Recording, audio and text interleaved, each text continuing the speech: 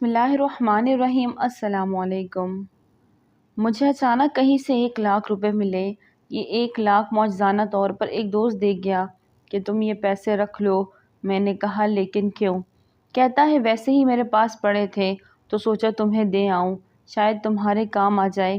کہنے لگا میں کافی دنوں سے تمہیں یہ پیسے دینا چاہتا تھا لیکن وقت نہیں مل رہا تھا، مجھے وجہ سمجھ نہیں آ رہی تھی کہ کیوں پیسے دے رہا ہے۔ خیر اس کے بے حد اصرار پر میں نے پیسے لے لیے اور گھر بیچ دیے، کیونکہ پچھلے 6 ماہ سے میں پاکستان اپنی والدہ اور بیوی بچوں کو پیسے بھیج نہ سکا۔ پیسے بھیجنے کے بعد امی کو فون کیا یہ بتانے کے لیے کہ آپ کو 1,00,000 روپے بھیجے ہیں، 2 دن تک بینک سے لے آئیے گا۔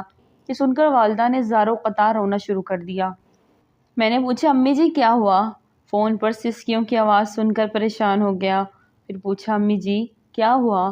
ماں کے حلق سے آواز نہ نکلتی تھی، بڑی مشکل سے روتے ہوئے بس یہی کہہ پائی کہ بے شک وہی رازق ہے، وہی دینے والا ہے، وہی انتظام کرنے والا ہے، اور روتی جاتی۔ جب کچھ صبر آیا تب امی جان کہنے لگی بتاؤ تمہارے پاس یہ پیسے کہاں سے آئے؟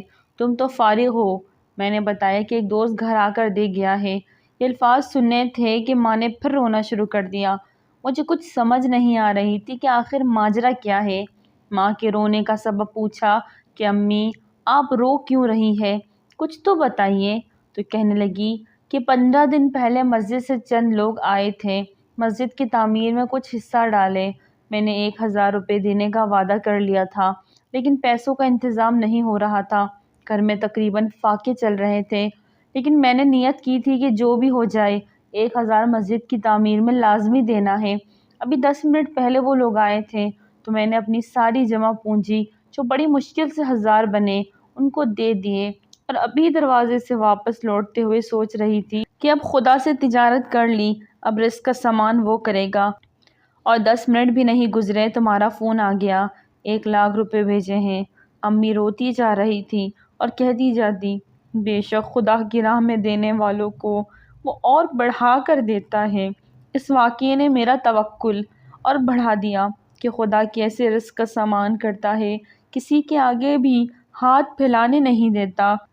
وہ ستار بے پردہ پوشی بھی کرتا ہے اور آزما بھی لیتا ہے۔ کون ہے جو تنگی کی حالت میں راہ خدا میں خرچ کرتا ہے؟ بے شک وہ بڑا غفور الرحیم ہے، اس کے کرم کی کوئی انتہا نہیں۔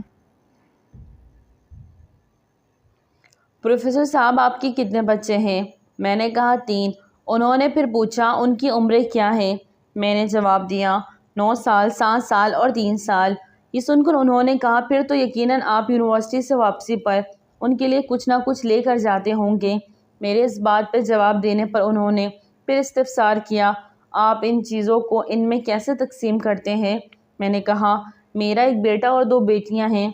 چونکہ بیٹا بڑا ہے اس لیے میں اپنی لائی ہوئی تمام چیزیں اس کے حوالے کر دیتا ہوں اور اس سے کہتا ہوں کہ انہیں آپس میں بانٹ لو۔ یہ سن کر انہوں نے فرمایا پروفیسر صاحب اگر آپ کو کسی دن یہ پتہ چلا کہ آپ کا صاحبزادہ آپ کی لائی ہوئی چیزیں آپ کی ہدایت کے مطابق تقسیم نہیں کرتا یا انہیں بانٹنے میں انصاف سے کام نہیں لیتا تو آپ کیا کریں گے؟ میں نے ہنستے ہوئے کہا اگر کبھی ایسا ہوا تو اس کا حل تو بہت آسان ہے، میں اگلی بار اس کو صرف اس کا حصہ دوں گا، اب بیٹیوں کا حصہ انہیں خود الگ سے دے دیا کروں گا۔ یہ سن کر ان کے چہرے پر ایک معنی خیز مسکراہٹ ابھری اور انہوں نے ایک ٹھنڈی سانس بھرتے ہوئے کہا پروفیسر صاحب آپ کس بات میں وہی فلسفہ کار فرما ہیں جس کی بنیاد پر اللہ پاک نے اپنی عنایات تقسیم کرنے کا فارمولہ طے کر رکھا ہے۔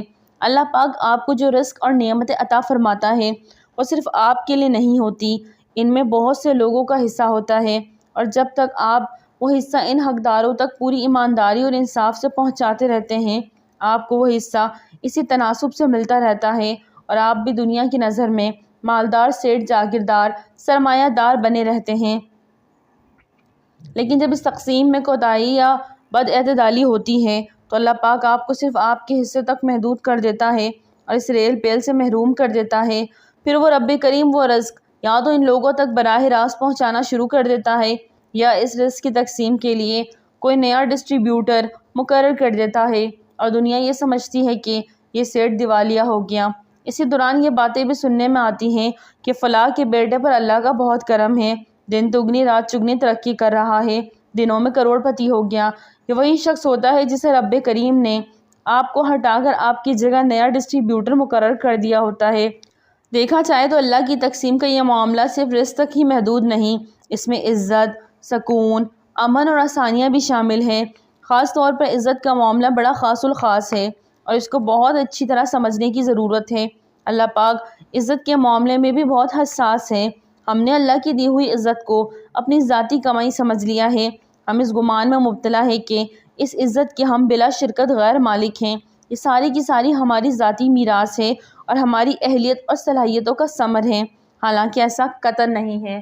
ویڈیو اچھی لگے تو لائک کریں، چینل کو سبسکرائب کریں اور دعا میں یاد رکھیں۔ السلام علیکم۔